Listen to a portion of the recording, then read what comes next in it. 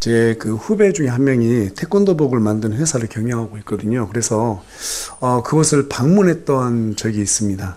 같은 원단이라도 어떤 브랜드를 옷에 붙이냐에 따라서 가격이 몇 배씩이나 이렇게 차이 나는 것을 볼 수가 있었습니다. 그런데 흥미로운 점은 뭐냐면요, 아무리 좋은 도복을 입는다 하더라도 초보자들은요, 자세가 안 나와요. 뭔가 설명할 수 없는 어색함이 있습니다. 초보자들한테 검정띠를 매어놔도요, 금세 고단자가 아니라는, 고수가 아니라는 그런 티가 나지요. 반대로 고단자는 오래된 도복을 입혀놔도, 또 흰띠를 매어놔도요, 고단자 티가 납니다. 왜 그럴까요? 이미 몸에 숙련된 자세가 배어있기 때문이죠. 제가 군대에서 그 신병교육 때 조교로 복무했는데, 이제 병장 때 돼가지고요, 그 신병들이 입는 그 번호를 이렇게 붙여져 있어요. 추리닝을 빌려 입고 식사 시간에 그 신병들끼리 모여서 담배 피는 곳에 갔어요. 훈련병들끼리 모였단 말이에요.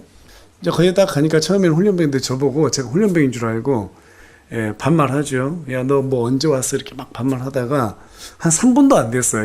한 2분이나 됐나요? 별말 안 했거든요. 근데 애들이 뭔가 어색한 걸 느낀 거예요. 그러면서 태도가 완전히 바뀌고 한 명씩 잘 떠나더라고요. 이미 몸에 밴 말투하고 분위기에서 제가 누구인지가 드러나기 때문이죠. 금방 알아보더라고요. 그리스도인으로 산다는 것도 마찬가지입니다. 교회에 오래 다니고 뭐 직분이 있고 성경 지식이 많다고 해서 모두 다 그리스도인으로서의 어떤 권위를 갖는 게 아닙니다. 고단자가 흰뜨름에도 고단자로서의 품위가 있고, 조교가 훈련병의 옷을 입어도 행동과 말투에서 조교의 그 권위가 나타나는 것처럼, 그리스도인은 그리스도의 성품대로 살았을 때 그 사람에게서 뭔가 설명할 수 없는 그리스도의 생명이 드러나게 되어 있습니다. 믿으십니까? 우리는 이 모습을 성화라고 표현을 합니다. 여러분, 구원은 단 한 번의 믿음과 회개로 완성이 되지요. 하지만 성화는요, 죽을 때까지 성장해 나가야 하는 숙제입니다. 그래서 오늘 본문은 사도 바울이 뭐라고 말해요? 주 예수 그리스도로 옷을 입으라 라고 이렇게 말하고 있습니다. 이 말은 그리스도를 입으라는 말인데요. 뭐 가끔 뭐 이런 말 들어보셨죠? 너 귀신 씌었냐? 뭐 이런 말 하잖아요. 그러니까 이것을 반대로 생각하면 너 예수님 씌었냐? 이 말이에요. 그러니까 완전히 예수님처럼 되라 이 말이죠. 예수 그리스도로 옷을 입으란 말은, 여러분, 옷이라고 하는 것은 그 사람의 신분을 나타냅니다. 왕은 용포를 입죠. 법복을 입은 사람은 재판관이라는 것을 알 수 있고, 가운을 입으면 의사라고 우리가 알 수가 있죠. 그와 같이 그리스도인은 그리스도로 옷을 입어야 하는데, 그것은 우리가 작은 그리스도가 되어야 된다 이 말이기도 합니다. 작은 그리스도. 그렇다면 우리는 언제 그리스도로 옷을 입게 되는 것일까요? 갈라디아서 3장 27절에 가서 보니까 너희 중에서 그리스도 안으로 침례를 받은 자는 다 그리스도로 옷 입었느니라 이렇게 말합니다. 침례를 받아야지 그리스도로 옷 입었나? 구원을 받나? 이런 말이 아니라, 여러분, 침례는 어떤 사람이 받는 거예요? 예수님을 믿고 구원을 받은 사람이죠. 그런 사람들이 침례를 받는 것이죠. 그러니까 우리가 침례라고 하는 것은 내가 예수 그리스도의 사람이 되었다, 하나님의 자녀가 되었다라는 것을 선포하는 것이죠.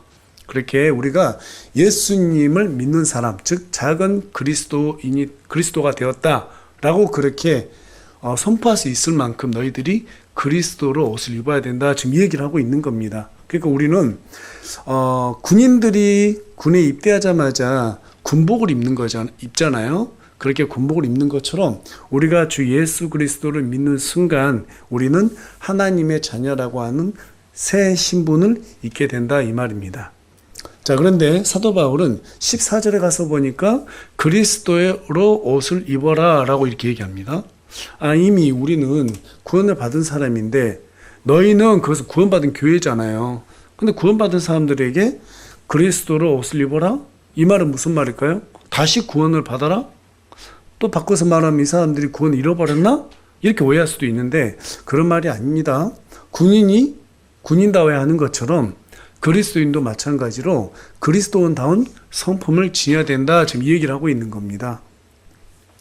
그렇다면 왜 믿는 자들이 오늘날 우리가 다 보게 되면 보니까 구원은 받은 것 같아요. 그런데 그 성품을 드러내지 못하는 사람들이 참 많죠. 예. 왜 그럴까 이렇게 생각해 보면 자꾸 이렇게 뭔가 죄를 지으면서 여전히 예수님을 믿는 거는 같은데 그렇지 못한 덕이 되지 않는 그런 행동들을 사실은 내 자신도 하게 되고 또 다른 사람들도 보면 왜 그럴까 이렇게 판단할 때가 있지요. 그 이유는 크게 두 가지가 있는 것 같아요. 하나님의 심판보다 죄가 주는 쾌락을 더 크게 생각하기 때문이죠. 이것을 범죄 심리학에서는 범죄 경제학이라고 합니다. 하나님에 대한 어떤 심판, 하나님에 대한 두려움보다 당장 내가 지금 현재 쾌락을 즐기는 것을 더 크게 여기는 거예요. 그렇기 때문에 우리는 하나님에 대한 진지함을 가지고 있으면서도 죄 앞에서, 쾌락 앞에서는 그냥 낮게 생각하는 거죠. 두 번째 이유는 하나님의 심판은 나중이지만 쾌락은 지금 당장 나를 충족시켜 줄 수 있기 때문입니다. 여러분, 쾌락 앞에서 우리가 쉽게 넘어지는 게 바로 그런 거거든요. 우리가 아무리 그리스도의 심판석 앞에 선다 하더라도 그것은 지금 당장 이루어지는 일이 아니잖아요. 그러니까 우리는 되게 서둘러요. 지금 당장 눈앞에 있는 어떤 쾌락과 나를 위한 유익 그런 것들을 갖다 우선시하다 보니까 하나님에 대한 두려움은 우리 마음속에서는 밀어놓는 거예요. 또 진짜 우리가 위선적인 모습을 언제 겪냐면 죄를 짓고 나중에 회개하면 되지 이런 생각을 하죠. 이게 바로 우리의 위선적인 모습이에요. 그러한 모습들을 가지고 있다라고 하는 것은 우리가 지금 현재 여전히 새 사람으로 살지 못하고 옛사람의 성품으로 살아가고 있는 거죠. 이미 우리는 그리스도로 옷을 입었는데 옛사람이 가졌던 안목의 정욕, 육체의 정욕, 인생의 자랑이라고 하는 탐욕과 쾌락과 교만의 옷을, 그런 브랜드가 붙은 옷을 꾸역꾸역 계속해서 입고 있는 거죠. 벗어던지지 않는 거예요. 벗었다고 말하면서도 한쪽은 걸치고 있는 거죠. 그 옷을 이렇게 잡고 있잖아요. 그러면 사실은 우리는 예수 그리스도로 옷을 입은 사람이 될 수가 없어요. 그것을 완전히 놔야지만이 예수 그리스도로 옷 입은 사람으로 살아갈 수 있는 것이죠. 우리가 왜 그렇게 탐욕과 쾌락과 교만이라고 하는 그 옷의 브랜드를 여전히 붙들고 있는가 하면 예수 그리스도께서 우리에게 그리스도로 옷 입을 수 있는 이런 대단한 은혜를 주신 그게 너무나 작게 생각하기 때문인 것 같아요. 얼마나 값진 것인지 모르기 때문에 그런 것 같아요. 예수님께서 나를 위해서 십자가 못 박아 죽어주셔서 하면서 생각을 아멘 하고 감사는 하지만 그게 얼마나 값진 것인지를 잘 생각하지 못하고 있는 것 같아요. 여러분, 그리스도의 옷은 우리에게 정말 값진 것이거든요.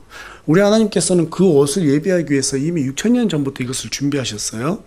그리고 한 가지 사건을 우리에게 보여주고 있는데, 여러분, 아담과 이브가 죄를 지었죠. 죄를 짓고 난 다음에 자신들이 벌거벗고 있다라는 그 수치심을 알게 됩니다. 그때 우리 하나님께서 뭘 준비하셨어요? 가죽, 동물, 짐승의 가죽으로 그들에게 옷을 지어줬죠. 가서 보니까 그냥 옷이 아니라 코트라 돼 있어요. 그러니까 이 목부터 여기 무릎 밑에까지 이 짐승의 옷으로 그냥 쭉 코트를 손수 지어서 주신 거예요. 누가 디자인하셨어요? 우리 하나님이 디자인하셨어요. 짐승의 가죽 옷을 입혀주셨단 말이에요. 그런데 여러분, 짐승의 가죽을 옷을 지으려면 먼저 짐승을 어떻게 해야 되죠? 죽여야 돼요. 그리고 짐승의 배를 가르고 내장을 다 끄집어내야 되죠. 피와 물을 다 빼야 됩니다. 그와 같이 우리 예수님께서 우리의 죄를 갖다가 우리 하나님께서 짐승의 옷을 입혀주셨다는 것은 우리의 죄를 덮어주셨다는 거잖아요. 우리 예수님께서 그와 같이 해주시기 위해서 이 땅에 오셔서 죽어주셨다는 거예요. 물과 피를 전부 다 쏟아주셨다는 거예요. 그리고 우리를 위해서 가죽 옷이 되어주셨다 이 말입니다. 그래서 사도 바울은 우리에게 그리스도로 옷을 입어라 이렇게 얘기하고 있는 거예요. 우리 예수님께서 짐승의 가죽이 되어주셨다 이겁니다. 그래서 성경은 예수님을 누구라고 말하고 있어요? 어린 양으로 오신 분이다 라고 얘기하고 있어요. 우리가 바로 우리의 죄를 위해서 직접 짐승의 가죽옷이 되어주신 우리 예수님, 네. 그 예수님의 그 희생으로 우리가 구원을 얻었고 그분의 옷을 입게 되었다 이 말입니다. 그래서 저와 여러분 눈에는 보이지 않지만 우리는 어때요? 예수 그리스도의 피가 우리를 다 덮었고 그분의 옷을 입고 있는 거예요. 그분 자체를 입고 있는 거예요. 네. 그런데 이것을 인식하지 못하고 그냥 단순하게 난 믿고 구원받았어? 이렇게만 생각하면 우리의 삶이 어떻게 될까요? 하나님을 업신여기고 죄와 여전히 손을 잡고 쾌락과 정욕과 그리고 또 어때요? 교만이라고 하는 이 옷을 여전히 손에 쥐고 난 던지지 않는다는 거예요. 그렇게 되면 여전히 어때요? 죄와 사망이 우리를 계속해서 군림하게 되는. 물론 지옥이 우리를 갖다가 완전하게 군림할 수가 없죠.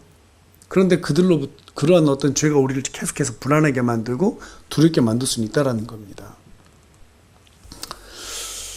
여러분, 우리를 죽이는 이러한 육체의 정욕과 안목의 정욕, 인생의 자랑을 완전히 놓아두지 않으면 반드시 우리는 쾌락과 탐욕과 교만의 길을 걷게 되어 있습니다. 그렇게 되면 노아의 때처럼 먹고 마시고 시집가고 장가가는 일하고 영적인 무감각증에 빠지게 되어 있습니다. 그리고 결국에는 주님과 원수가 되는 길에서 세상 사람들과 나란히 그 길을 걸어갈 수밖에 없게 되는 거예요. 그래서 우리는 어떻게 해야 된다? 그리스도로 옷을 입어야 된다. 이겁니다. 자, 그렇다면 우리가 그리스도로 옷을 입으면 어떤 변화가 찾아올까요? 사도 바울은 그 첫 번째로 서로 사랑해야 된다라는 부담이 찾아온다라고 말하고 있습니다. 우리 다 같이 로마서 13장 8절에서 10절까지 말씀 좀 길긴 한데요. 다 같이 한 목소리 읽겠습니다. 시작. 서로 사랑하는 것 외에는 누구에게든지 어떤 것도 비치지 말라. 다른 사람을 사랑하는 자는 율법에 성취하였느니라.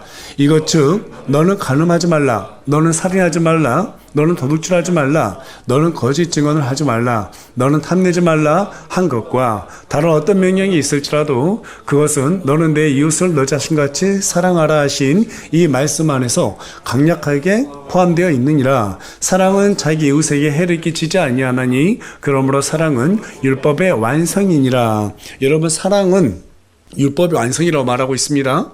네.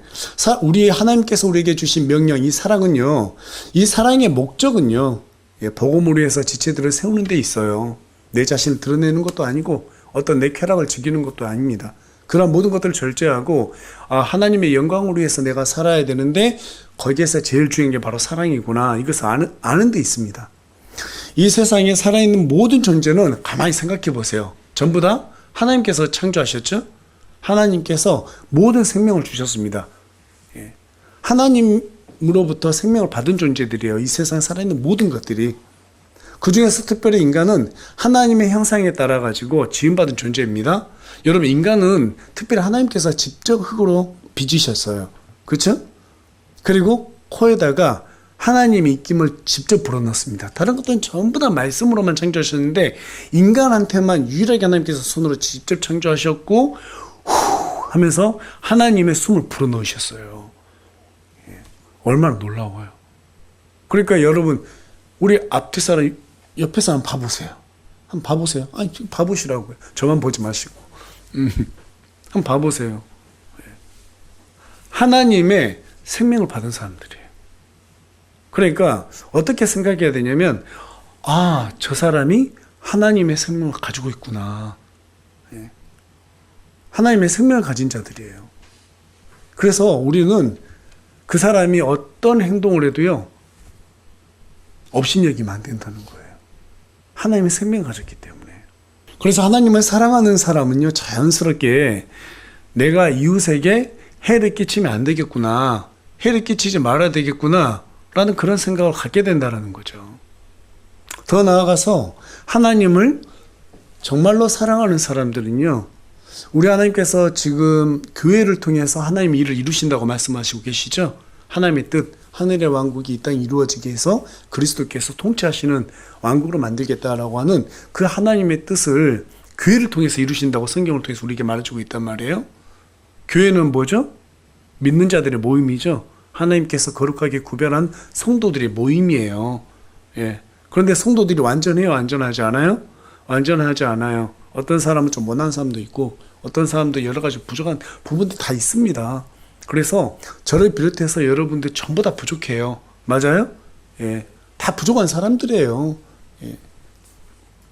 그래서 우리가 보면 그럼에도 불구하고 성경을 자세히 보니까 모두 다 하나님의 생명을 지닌 사람이라는 그것, 그게 그 한 가지가요 정말 중요한 거예요. 그래서 하나님을 사랑하는 사람들은 그것을 깨닫고 그래도 저 사람이 하나님의 생명을 소유하고 있는 사람이지, 그런 마음 때문에 지체들 중에서 어려운 일을 당한 사람이 있는가, 그 사람에게 어떤 사람인가 관심을 갖고 또 필요한 것들이 무엇이 있지, 그 필요한 것들을 갖다 공급해주면서도 혹시나 부족하지 않을까 그렇게 걱정하고 돌보는 그런 마음이 생긴다는 거예요.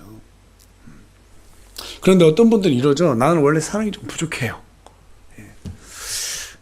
하지만 여러분 갈라디아서 3장 27절하고 로마서 5장 5절에 가서 보면은요, 그리스도로 옷을 입은 사람은 성령님에 의해서 하나님의 사랑이 그 사람에게 넓게 부어졌다라고 말하고 있습니다. 이 말은 무슨 말인가 하면 우리가 구원받는 순간 이미 하나님에 의해서 사랑할 수 있는 능력을 소유하게 되었다, 이 말이에요. 따라서 여러분, 사랑은 감정이 아닙니다.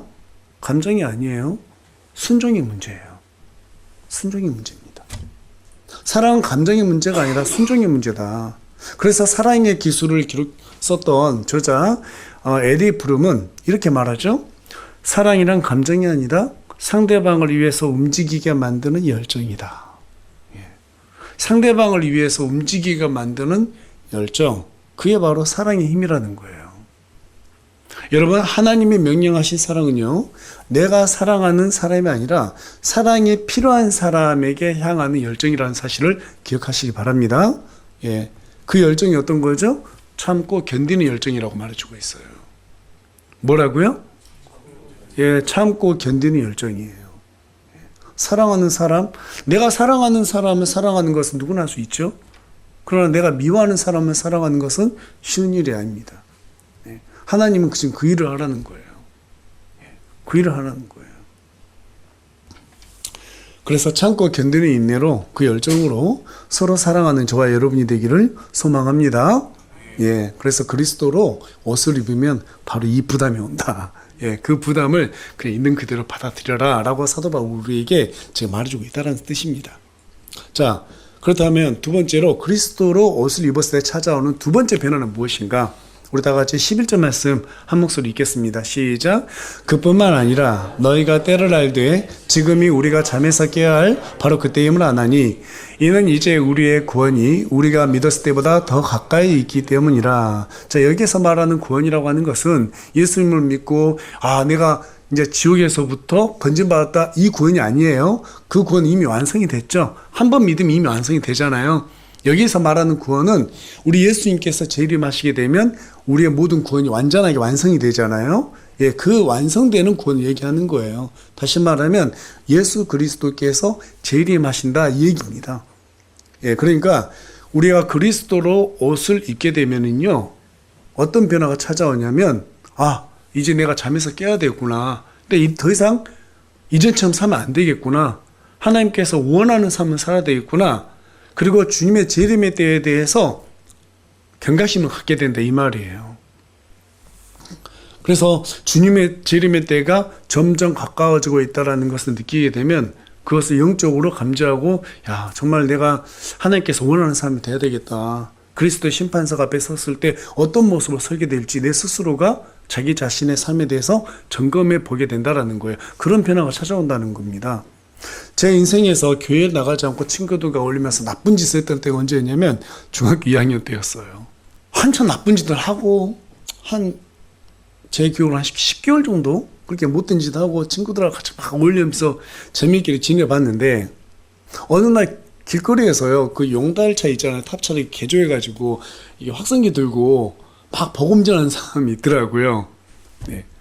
그 사람들의 메시지가 뭐였냐면 1992년 10월 28일에 예수님이 재림한다는 거예요. 그 다미성교회 아시죠? 그때는 이제 어리고 뭐 그래서 그 사람들이 이단인지 몰랐습니다. 자, 그런데요. 참 신기한 게 뭐냐면 그때가 제가 가장 친구들과 나쁘게 어울리면서 못된 짓을 하고 다니겠다는 때였기 때문에 1992년 10월 28일 이제 얼마 안 남았네 하면서 예수님이 재림한다는 소식 때문에 되게 두려움이 찾아오더라고요. 그래서 함께 그 나쁜 짓 하면서 어울렸던 친구한테 가가지고 제일 친한 친구였는데 야야 예수님 오신대. 큰일 났어. 이러다가 이렇게 살다 우리 지옥 갈 수도 있어. 야 당장 교회 가자. 그 친구는 예수님 몰랐던 친구인데 그렇게 말하니까 그 다른 친구들한테 다 얘기했거든요. 같이 어울렸던 친구가 대여섯 명 있었는데 다른 애들은 그냥 콧방귀도 안 끼고 그냥 뭐 네 알아서 해 그랬는데 키 큰 친구 하나 있어요. 예, 경훈이라는 친구인데 야 경훈아 말하니까 그 친구는 그래? 그래도 저 따라서 같이 교회를 다시 갔어요. 예. 지금 생각하면 좀 다행스럽죠. 그 친구가 좀 젊은 나이에 일찍 죽었거든요. 20대 때. 예. 저 따라온 게 얼마나 다행이에요. 그 친구 구원 받았거든요. 자, 중요한 것은 야 나쁜 짓을 하니까 그 이단들이 하는 말들도 어때요? 경각심을 느끼더라는 거죠. 그래서 다시 손 씻고 교회에 나갔습니다. 예. 여러분 그리스도로 옷을 입으면 나이가 많든 적든 새 사람이 가진 본성에 따라서 주께서 다시 오신 날을 의식하게 되어 있습니다. 예. 그래서 더 이상 이렇게 살면 안 되겠구나 하는 그런 생각을 하게 되어 있습니다. 여러분 주님 오실 날이 얼마 남지 않았습니다. 맞죠? 네. 거짓 대언자들이 강단을 가득 메우고 사람들을 속이고 있습니다. 세계 곳곳에서 지금 전쟁이 일어나고 있고 난리에 대한 테러리즘 이러한 소문들이 자꾸 더해지고 있습니다. 곳곳에서는 지진과 기근과 역병들이 창궐하고 있습니다. 사람들의 본성에 애정이 사라져가고 있습니다. 사람들이 자신들의 이익을 위해서 아예 하나님을 수단하고 있습니다. 교회들은 그것을 독려하고 있습니다. 그러나 여러분 예수님의 재림을 소망하게 되면 바른 교리 안에서 그러한 여러 가지 일이 있다 하더라도 자유와 평안함을 누리게 됩니다. 세상에 염려와 근심을 이겨낼 수 있게 됩니다. 빛의 갑옷을 입고 어둠을 분별할 수 있게 됩니다. 이게 바로 그리스도로 옷을 입은 사람들에게 나타나는 변화예요. 믿으십니까? 예, 그렇게 그리스도로 옷을 입은 신부가 되어서 주님의 재림하실 그날을 소망하는 저와 여러분이 되기를 소망합니다. 예, 마지막으로 그리스도로 옷을 입었을 때 얻게 되는 변화는 13절에 기록되는데요. 우리 다 같이 13절 말씀 한 목소리 읽겠습니다. 시작. 낮에 하듯이 우리가 정직하게 걷고 흥청거리거나 술 취하지 말며 침실에서의 문란함과 방탕에 빠지지 말고 다투거나 시기하지 말자. 자, 그리스도로 옷을 입으면 나타나는 변화는 거룩한 행실이라는 거예요. 여러분 처음에 우리가 구원받았을 때 가장 먼저 회개하는 게 뭐죠? 구원받기 이전의 삶에 대한 두려움이 생기잖아요. 죄에 대한 두려움. 그리고 내가 죄인이라는 사실을 인정하게 되잖아요. 그리고 하나님 그 죄를 용서해 주십시오라고 간구하게 되지 않습니까? 예, 우리가 예수 그리스도로 옷을 입게 되면 하나님 앞에서 죄에 대한 두려움이 생겨나기 시작합니다. 그리고 지금 사도 바울이 말한 것처럼 나시하듯이 우리가 정직하게 걷고 이렇게 말하고 있거든요. 이전에는 우리가 어두운 길로 걸었어요. 나쁜 짓을 은밀하게 숨어서 했단 말이에요. 그런데 그 모든 것을 회개하고 나니까 마음의 평안이 찾아옵니다. 이제 내가 정말 하나님 앞에서 정직하게 살아야지, 죄를 짓지 말아야지 하면서 낮의 사람. 여러분 대낮에는 모든 게 다 보이잖아요. 빛이 있는 곳에서 하나님 앞에서 내 자신을 있는 그대로 드러내는 사람이 된다 이 말이에요. 이게 바로 예수 그리스도로 옷을 입은 사람들에게 나타나는 세 번째 변화이기도 합니다. 자, 그런 변화가 찾아옵니다. 자, 그러면 무엇을 우리는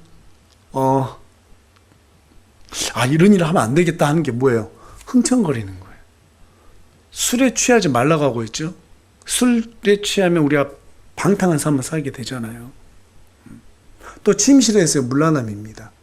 이런 음란한 행위에 대해서 두려움을 갖게 되는 것입니다.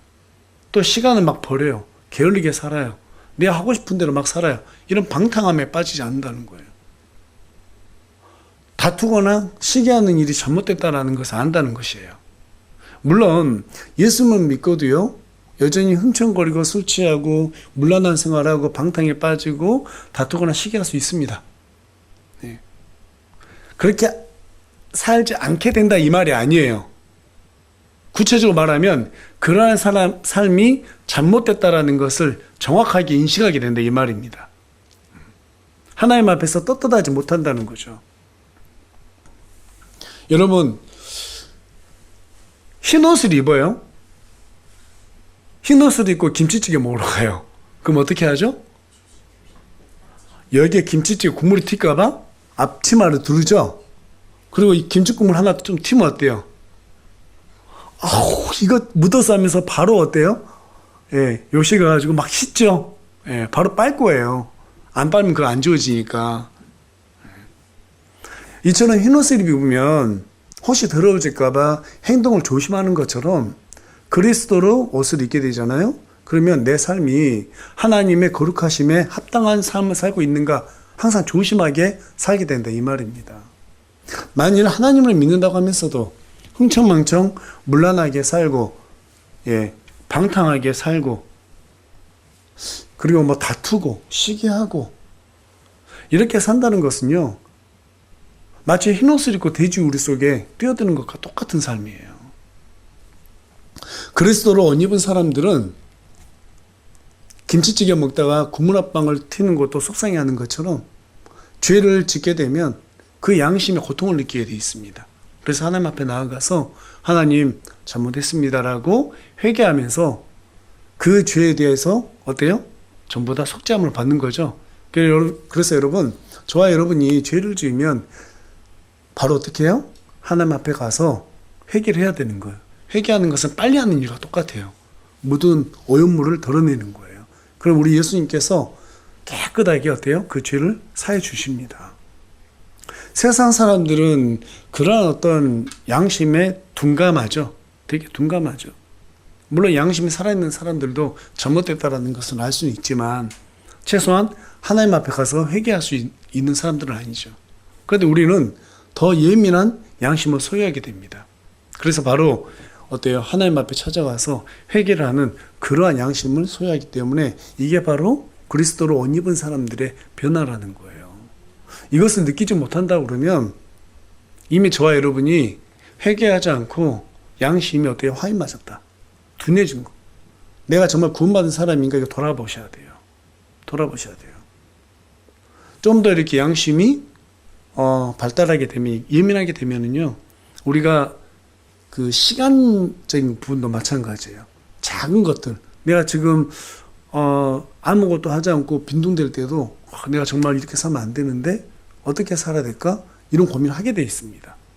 그리고 목사님이 찾아오기도 하고, 아니면은 신앙생활 잘하는 사람한테 가서, 내가 지금 뭘 해야 될지 모르겠어요. 이런 상담도 하고, 어떻게 하면 하나님 잘 섬길 수 있는지에 대해서 생각도 하게 되고, 또 음식을 내가 먹는데 너무 값비싸고 막 그런 음식들만 먹으러 막 찾아다니다 보면 그것도 왠지 양심에 걸리기도 하고, 내가 정말 이걸 뭐 먹기 위해서 태어난 사람인가? 이런 생각도 하고, 어떤 뭐 부유한 사람들은요 그런다고 그래요. 정말 하나님 잘 믿고 부유한 사람들은요, 내가 이렇게 살아도 되나? 내가 너무 많은 거 누리고 있지 않나? 그런 어떤 양심의 거리낌도 가져간다고 합니다. 여러분, 한마디로 세상과는 그리스도로 옷 입잖아요. 그러면 다른 어떤 거룩한 예민함이 생겨난다는 것이죠. 이것이 바로 그리스도로 옷을 입은 사람들에게 나타나는 세 번째 변화입니다. 자, 저와 여러분 어떻게 살고 있습니까? 정말 우리 교회 성도들을 내가 사랑해야 되겠다라는 그런 마음으로 지금 살아가고 있는지, 아니면 내 이기적인 생각으로 여전히 살아가고 있는지 좀 돌아봐야 되지 않겠어요? 정말 내가 주님의 재림의 때를 늘 인식하면서 살아가고 있는지, 아니면 세상에서 막 성공해야 되겠다 여기에만 온통 집착하면서 살아가고 있는지 좀 돌아보면 좋을 것 같아요.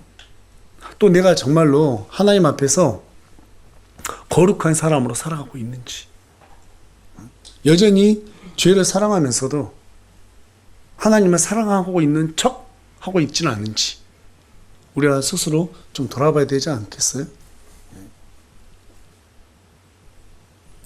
행복론을 기록했던 칼 힐티는 행복이라고 하는 것은 하나님에 대한 마땅한 성도로서의 의무와 책임을 다했을 때 느끼는 자유와 기쁨이다라고 얘기했습니다.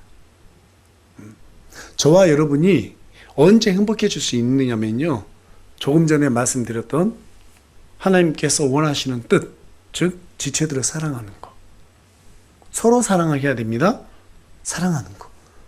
저와 여러분이 서로 사랑했을 때 하나님의 주신 행복을 느낀다는 거예요. 네. 또 주님의 재림의 때를 우리가 늘 염두에 두면서 오늘이라도 예수님 오실 수 있다. 언제요? 오늘이라도 올 수 있다. 오늘이라도. 내일 오신다 이렇게 생각하면 안 되는 거예요. 10년 후에 오신다 이것도 안 되는 거예요. 언제 오실 수 있다? 오늘이에요, 오늘. 하나님께서 허락하신 시간 오늘밖에 없습니다. 오늘에도 당장 오실 수 있다. 그래서 내가 오늘 예수님을 만날 준비를 해야 되는 거예요. 이게 바로 구원받고 예수 그리스도로 옷을 입고 정말 하나님을 사랑하는 사람들이 가지고 있는 생각이에요. 어제처럼 살면 안 돼요.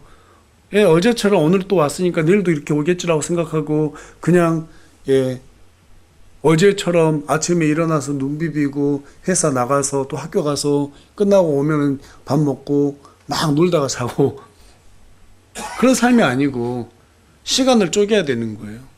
시간을 쪼개서 하나님께 내가 드릴 수 있는 시간도 항상 만들어야 되는 거예요. 바쁘게만 살면은요, 하나님 만날 시간이 없어요. 하나님 말씀 들을 시간이 없어요. 그러면 세상의 염려에 잠식돼 버려요. 마태복음 6장 34절 가서 보면 그날의 염려는 그날로 끝내라고 합니다. 내일을 염려할 것이요 한날의 악은 그날의 족하니라. 염려가 악이라는 거예요. 내일 있을 염려를 왜 미리 끌어다가 오늘을 갖다가 전부 다 태워버리냐고요. 그것만큼 어리석은 일이 없다라고 지금 성경 우리에게 말해주고 있어요. 내일 어떻게 될지 몰라요. 내일 우리가 살지도 모르겠고, 또 내일 어떤 변화가 생겨가지고 어떤 일이 하나님께서 어떻게 기입하셔가지고 우리가 염려하고 있던 그 모든 것이 해결될지 몰라요. 그런데 우리는 쓸데없이 염려에 붙잡혀 있는 거예요. 제가 금요일 때도 말씀드렸는데요. 저도 정말로 힘들게 살아왔거든요. 처음 보신 분들은 참 곱게 아주 고생 않고 살아왔다 이렇게 생각하시는 분들이 있는데요. 아니에요. 정말 고생 많이 했어요. 결혼해가지고 정말 돈 없어서 힘들 때도 있었거든요. 애 둘 키우는데 우리 애들 어렸을 때 정말 힘들어가지고요. 제가 암보험을 들었다니까요. 암에 걸려가지고 보상 받았으면 좋겠다. 진짜요. 오직 죽겠으니까. 그런 적도 있었고요. 너무너무 힘들어가지고 하나님한테 울며 기도할 때가 한두 번이 아니었어요. 그런데 그 시기를 지금 생각해 보니까 기억도 안 나요. 뭐 때문에 힘들었는지. 기억도 안 나고요. 어떻게 해결 듣는지도 기억이 잘 안 나요. 그래서 잘 기억해 보니까 하나님께서 이 모든 은혜를 베풀어 주셨더라고요.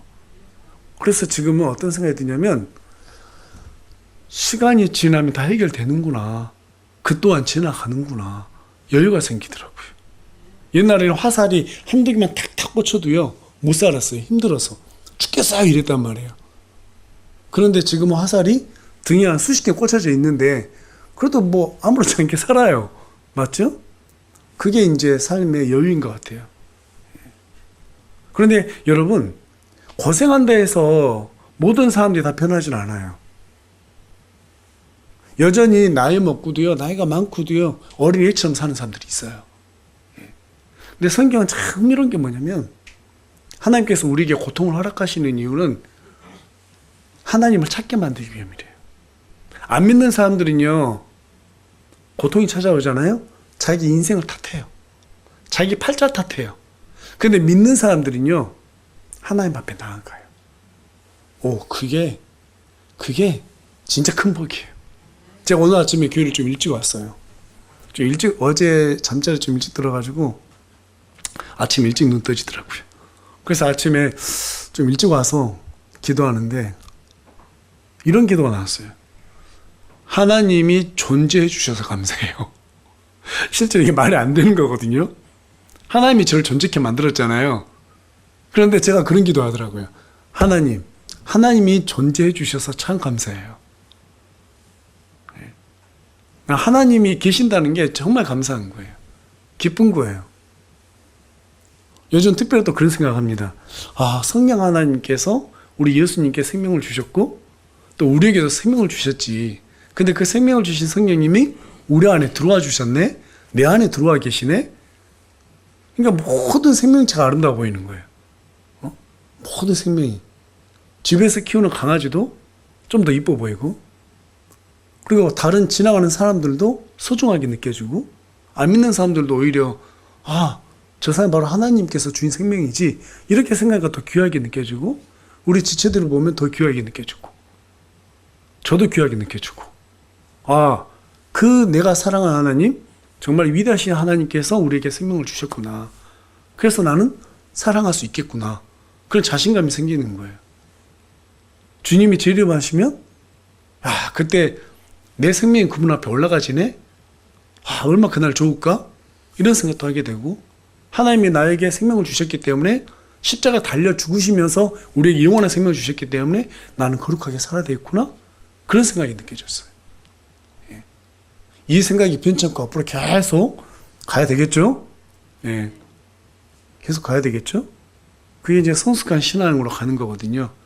오늘 말씀의 메시지가 그 메시지를 여러분들께 그대로 전달해 주고 싶어가지고 오늘 말씀을 준비했습니다. 여러분, 하나님께서 우리에게 생명을 주셨어요? 누가 주셨다고요? 하나님께서 주셨어요. 그래서 여러분, 옆에 있는 지체들 귀하게 생각하세요. 가끔 미워요. 미울 때가 있습니다. 그렇죠? 미울 때가 있습니다.